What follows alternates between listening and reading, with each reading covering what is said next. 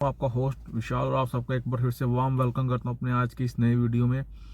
आज की वीडियो में हम दो इम्पॉर्टेंट से टॉपिक जो है वो डिस्कस करेंगे। जैसे सबको पता है कि कनाडा ने मतलब कि पिछले टाइम में अपना जो एसडीएस कैटेगरी थी, जो उन्होंने एक स्पेशल स्ट्रीम जो बनाई थी वो बंद कर दी। और दूसरा करेंगे हम असाइलम को लेके बात की, मतलब कनाडा के इमिग्रेशन मिनिस्टर ने उस चीज़ के बारे में क्या कहा है और उसके क्या रिप्रकशन जो है वो हो सकते हैं। तो दोनों में आपको कंप्लीट बताऊंगा कि एसडीएस आप जैसे कि उन्होंने बंद कर दिया एसडीएस कैटेगरी, उसका इम्पैक्ट क्या, और उसके अगर जो नॉन एसडीएस कैटेगरी है उसमें आप किस तरह अपना वीज़ा ले सकते हो। तो ये आपने सुन तो लिया एसडीएस का, तो ये पूरे डिस्कशन आराम से करूंगा आपके साथ। और अगर आपको वीडियो अच्छा लगे चैनल को सब्सक्राइब करें, वीडियो को लाइक करें और शेयर जरूर करें जिसने कनाडा आना है या जो कनाडा आ गया है। तो सबसे पहले हम बात करते हैं कि जो मार्क मिलर साहब ने स्टेटमेंट दी थी कि अब हम 8 नवंबर के बाद से अपनी एक कैटेगरी है जिसको बोलते हैं SDS student direct stream category, जिसमें आपको वीज़ा जो है फास्ट ट्रैक मिलता है। मतलब आपने 1 साल की फ़ी भरनी है, आइलेट्स के 6 बैंड लेने होते हैं, साल की जीआईसी देनी होती है। पहले $10,000 थे, अब $20,000 कर दिया।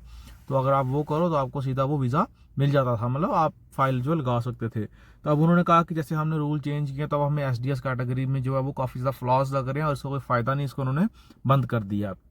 क्योंकि एसडीएस कैटेगरी में जो है वो वीज़ा जो है वो डायरेक्ट जो सीधा मिल जाता था। पहले कोई आपको मतलब बैकग्राउंड चेक नहीं, कुछ नहीं, सीधा वीज़ा जो है वो फ्राहम कर देते थे। क्योंकि तब इनको नीड थी, तब कॉलेजेस को भी नीड थी, उनके पास बिजनेस आए, उनको पैसे मिले, तो कॉलेजेस ने कहा था कि हमें फिर वीज़ा जो जल्दी चाहिए ताकि हम अपना सेमेस्टर जो है वो फुल कर सकें। क्योंकि उसके बिना अगर आप नॉन एसडीएस कैटेगरी में वीज़ा लगाते तो आप कम से कम 1 साल जो है वो लग जाता है वीज़ा आपका आने में। वो कॉलेज की नीड थी, यूनिवर्सिटीज़ की नीड थी, तो गवर्नमेंट ने उनको उस चीज़ पे उस टाइम फैसिलिटेट कर दी, उनके लिए वीज़ा जो है वो फास्ट ट्रैक कर दिया। अब गवर्नमेंट ने क्या क्या कि जो 8 नवंबर के बाद एसडीएस कैटेगरी में जो फाइलें लगी हैं वो नहीं लगेंगी। अब खाली एसडीएस में जो फाइलें 8 नवंबर से पहले लगी हैं सिर्फ वही उठाई जाएंगी। हालांकि उसमें रिफ्यूज़ल ही देंगे, वो 3 लाख जो का कोटा लगाया हुआ है उसमें वो रिफ्यूज़ल ही देंगे, उसमें ज़्यादातर को रिफ्यूज़ल दे देंगे। उनका पॉलिसी चेंज हो गई है तो उनको कौन सा कोई पूछने वाला है। तो अब रही बात नॉन एसडीएस की। अब नॉन एसडीएस में क्या होता है कि आपको कोई मतलब एक आइलेट्स शो करनी पड़ती है। ज़रूरी नहीं कि 6 बैंड हो, कितने बैंड भी आप वीज़ा लगा सकते हो। ज़रूरी नहीं कि फ़ी भर के लगाना है, फ़ी ना भरो तो भी चल जाता है, ना आपने जीआईसी भरनी है। बट इसमें एक ट्विस्ट ये है कि इसमें वीज़ा आने में कम से कम कई बार साल भी लग जाता है। बट अब इसका नुकसान ये है कि इसमें वीज़ा आएगा नहीं। अगर कोई बच्चा जिसके बैंड 6 से कम है वो लगाएगा, फ़ी नहीं भरेगा, जीआईसी नहीं भरेगा, तो उसमें वीज़ा उसको मिलेगा ही नहीं। पहली बात है, ये तो खाली एक मतलब दिखाने के लिए रखा हुआ कि हम वीज़ा जो है हम स्टिल जो है हम पुराने उस पर जा रहे हैं और हम वीज़ा जो है वो दे रहे हैं। बट कि हालांकि जो सच्चाई वो ये है कि ये वीज़ा उनको अब नहीं मिलेगा। तो हाँ, अगर किसी ने एसडीएस नॉन एसडीएस कैटेगरी में वीज़ा लगाना है तो वो कम से कम पहले अपने बैंड 6 से ऊपर रखे और उसके बाद अपने फाइनेंसिस ठीक रखे, उसके बाद अपनी जीआईसी अगर हो सके तो भरे और कम से कम 1 सेमेस्टर की फ़ी दे के ही अपना वीज़ा अप्लाई करे, जिससे उसके वीज़ा आने के चांसेस जो है वो इंक्रीज कर जाएंगे। अदरवाइज उसको रिफ्यूज़ल दे दी जाएगी। तो रिफ्यूज़ल दे दी गई तो फिर तो आपके लिए थोड़ी सी दिक्कत हो जाएगी। तो इस बात का आप खास तौर पे ध्यान रखें। और इसके बाद यही इसमें साल लग जाता है वीज़ा आने में, ऐसा कुछ इसमें है नहीं। अब क्योंकि अब एसडीएस कैटेगरी नहीं रही तो कनाडा में कॉलेजेस ही बंद हो रहे हैं। मैंने पहले ही बताया था, सैनिका हो गया ये वो, ये कॉलेजेस अब बंद हो रहे हैं क्योंकि इन कॉलेजेस ने पहले गद्दर बड़ा मचाया था। उन्होंने बड़े कैंपस खोल लिए थे खाली just to accommodate their international students, they make good money from them. So उससे इनको पैसे बनते थे, धड़ाधड़ कॉलेज अपने खोली जा रहा था, वो हो गया आना बंद। अच्छा, एक तो ये हो गया।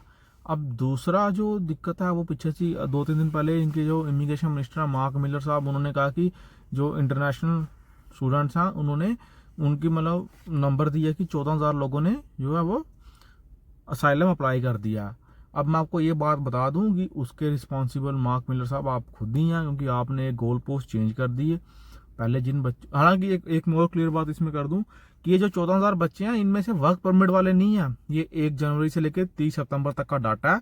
इसमें यह है कि जो बच्चे फॉरेन स्टूडेंट बन के यहाँ पे आए उन्होंने ड्यूरिंग देयर स्टडी परमिट अपना स्टेटस जो है वो असाइलम करवा लिया है। वो उन्होंने ये नहीं कि वर्क परमिट आके वर्क परमिट लेके 3 साल निकाल के फिर उन्होंने असाइलम अप्लाई किया, नहीं नहीं, ये नहीं है।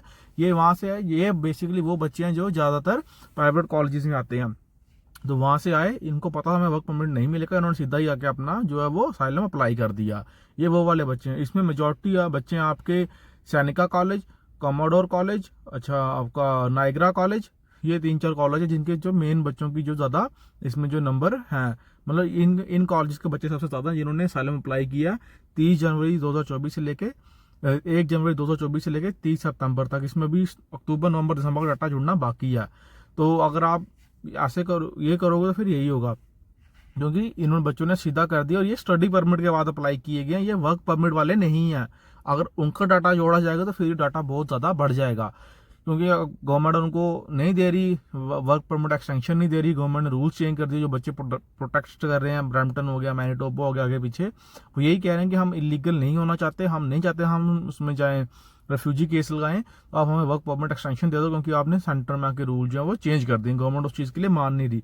हालांकि वो वाला नंबर इससे भी कहीं ज़्यादा होगा, क्योंकि बहुत सारे बच्चे जिनके वर्क परमिट खत्म हो रहे हैं, तो वो अब ये रेफ्यूजी जो है वो अप्लाई करेंगे ही करेंगे, उनके पास कोई ऑप्शन नहीं है। तो अब देखा जाए तो रेफ्यूजी का भी जो नंबर है वो 2 लाख क्रॉस कर गया है, जहाँ की कनाडा की जो जुडिशरी है वो खाली साल के 50,000 केस ही अप्लाई कर, मतलब जो वो कर सकती है साल में सॉल्व। अब ये तो एक तो इसका प्रोस्पेक्ट ये आ गया कि इसका नंबर जो वेटिंग टाइम है वो बढ़ता जा रहा है। अब नंबर 2, उसमें ये दिक्कत भी आ रही है कि जैसे आपने कुछ लोगों ने देखा होगा कि मतलब प्रोटेस्ट हुआ था दिवाली पे जो 2 पार्टीज़ का। अब उसमें ये कहना आ रहा है कि उसमें भी कुछ जो इमिग्रेशन के जो कंसल्टेंट है, जो लॉयर्स हैं, उन्होंने बच्चों को जान के भड़काया कि आप उन प्रोटेस्ट में हिस्सा लो, ताकि आपके पास सबूत आपके हाथ में लग जाए और आप उनको बाद में अप्लाई करके अपना असाइलम जो है वो पास करवा सको। क्योंकि होता क्या कि अगर आप असाइलम लगा रहे हो, आपको वहाँ पे एक रीज़न देना पड़ता है कि मतलब मेरी कंट्री में मुझे क्यों खतरा है, किस बात का खतरा है। तो फिर वो बोलेंगे कि हाँ भाई, हम जो है इस विचारधारा के हैं, या हम हम थॉट फॉलो करते हैं, तो इसलिए हमारी जान को खतरा है। तो वो अब उनको वो वाले प्रदर्शन में उनसे करवा के प्रोटेस्ट, अब उन्होंने अपने फोटो शोटो खींच लिए होंगे या वो न्यूज़ में आ गए होंगे, तब वो उसको अप्लाई करेंगे अपने असाइलम के लिए। तो यहाँ पे हर चीज़ एक कॉज के लिए की जाती है, ऐसे कोई नहीं करता।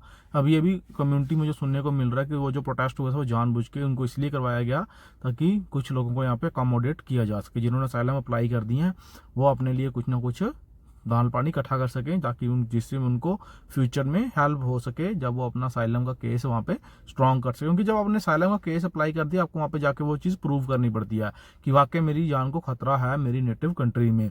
तब वो हुआ तो फिर इस चीज़ का इफेक्ट तो होगा ही होगा, कहीं ना कहीं उनको उस चीज़ का फ़ायदा मिल सकता है। तो अब ये कम्युनिटी में या सोसाइटी में ये बातें भी चलना शुरू हो गई कि ये प्रोटेस्ट में वो लोग भी शामिल थे जिन्होंने या तो साइलम अप्लाई कर रखा है या जो साइलम अप्लाई करना चाहते हैं। हालांकि आपको मैं बता दूं कि ये जो 14,000 बच्चे हैं, इनमें majority student from India, Pakistan, आपके ब्राज़ील, इंडिया, पाकिस्तान, युगांडा और डेमोक्रेटिक रिपब्लिक ऑफ कॉन्गो से हैं। ये यहाँ के बच्चे ज़्यादा जिन्होंने असाइलम जो है वो अप्लाई किया as compare to other nationals. तो अब वो किसी तरह ये देख रहे हैं कि अपना मतलब असाइलम का जो जुगाड़ है वो पक्का किया जाए, इसलिए वो कोई प्रोटेस्ट हो गया उल्टा सीधा इसमें वो जाते हैं ताकि वो फोटो शोटो खींच के न्यूज़ में आ सके, ताकि उनकी जो वेटेज पड़ सके, हाँ भाई हम जेन्युइन स्टूडेंट हैं, जेन्युइन केस है, हमें वहाँ पे हमारी जान को खतरा है। तो ये अब देखो, अब गवर्नमेंट हो सकता है कि कोई रूल चेंज कर दे आके, असाइलम वाला भी या रिफ्यूजी क्लेम वाला भी, ये तो matter of time he depend करेगा। बट हाँ, कनाडा ने जो है वो सख्ती काफ़ी ज़्यादा कर दी है। अगर किसी ने कनाडा आना भी है तो वो नॉन एसडीएस में ही अप्लाई करे, हालांकि ये कोशिश करे कि उसका बैंड स्कोर अच्छा हो, उसके बाद फंड्स भी अच्छे शो करे, जीआईसी भी हो सके तो डिपॉजिट करवा दे, तो भी उसको हो सकता है वीज़ा मिल जाए। पर उसमें टाइम काफ़ी ज़्यादा लगता है। उसमें ये नहीं कि जैसे एसडीएस की तरह आपको 4, 5 या 6 महीने 2-3 महीने वीज़ा आ जाता है, इसमें साल भी लग सकता है। बट हाँ, कोशिश करें कि अपने फंड्स, अपने बैंड, सब कुछ अच्छा रख के ही उसको मतलब अप्लाई करें, ऐसे कोई फ़ायदा नहीं है अप्लाई करने का। और हाँ, एक ये कोशिश करें, दूसरा ये करें कि आप किसी स्किल में आए, या कंस्ट्रक्शन में आए, या हेल्थ केयर में आए, या आप इंडिया से फ्रेंच सीख के अगर आपको पीआर के लिए आना है, तो इस बिना उसके कोई नहीं है, पीआर का कोई जुगाड़ नहीं। गवर्नमेंट ने सीधा स्ट्रिक्टली कह दिया हेल्थ केयर, कंस्ट्रक्शन और हम फ्रेंच वालों को ही पीआर करेंगे, अदरवाइज कोई वे नहीं है। तो यहाँ पे आने से, असाइलम लगाने से उससे अच्छा, वो कोई जुगाड़ करने से अच्छा आप इंडिया से कोई स्किल सीख के आओ। अगर आप स्किल सीख के आ रहे हो तो आपको सीधा ही यहाँ पे काम भी मिल जाएगा, अगर if you have the skill. या कंस्ट्रक्शन में काम आता है, कोई और काम आता है, आपको हो सकता है काम जो है वो जल्दी मिल जाए, बट उसके लिए आपको स्किल सीख के आनी पड़ेगी। इस तरह आपके यहाँ पे काम नहीं चलेगा, ना ही आपको पीआर मिलेगी। तो ये थी आज की वीडियो। कोई क्वेश्चन हो आप नीचे कमेंट कर सकते हो, और वीडियो अच्छी लगी उसको लाइक करें, चैनल को सब्सक्राइब करें। Thank you.